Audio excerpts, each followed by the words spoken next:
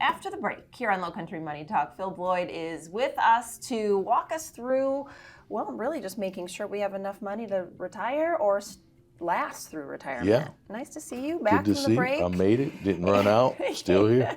I'm always glad when we have you still back when we return.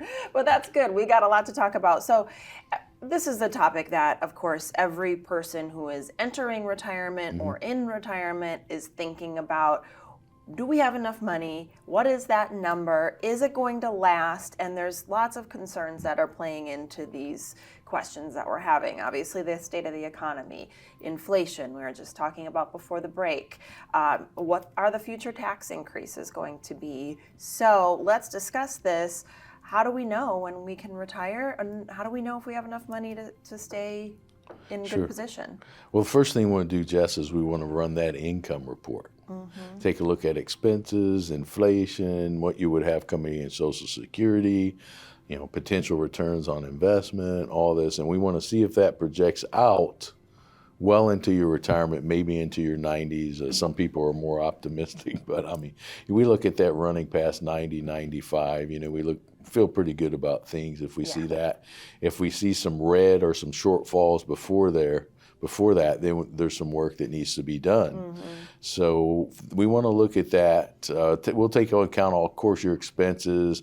Now, normally the inflation factor will look at about 3%. So this year you could see, and last year, that's kind of changed things a little bit. So we may need to readjust those. The other thing, we've had a big dump in the stock market, so that can affect things. An increase in taxes, all these things can, they can affect that projection. One of the things that I ask people a lot of times in my events is how many of you, if you were healthy and happy and able to travel and move around, how many of you would love to live to be 100, or I would say 90, but we'll say 90 to 100 years old, they'll raise their hand.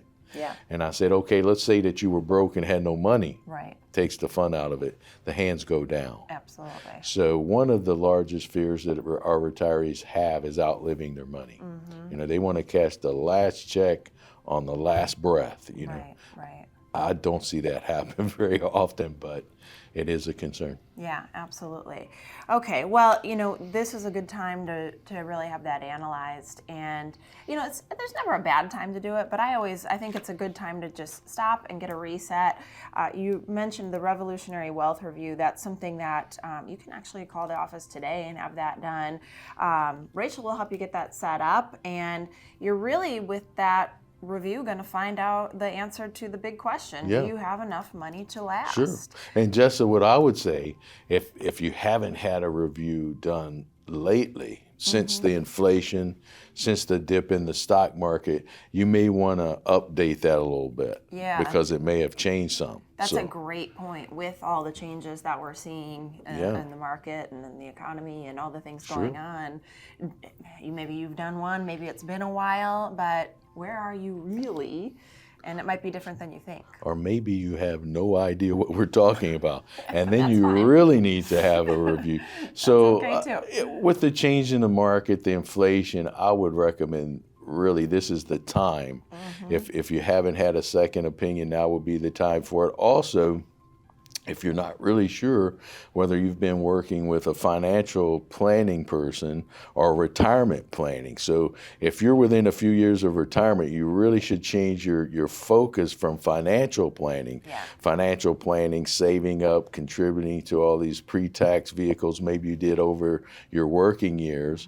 And now you need to focus more on as you're taking distribution or income out of these assets, because taxes will be more of a factor then. Yeah, boy, and we talked a lot about that a couple episodes ago, and what a huge impact that can have. So if you don't have a tax plan, that could be tricky. Yes. And that's, of course, you have your eye on all of those things. So Revolutionary Wealth Review, you can call Rachel at the office. If you have investable assets of $500,000 or more, that would make you a good candidate. And everybody's a good candidate to watch us after the break, don't you think? Absolutely. Okay, stick around. We'll be right back.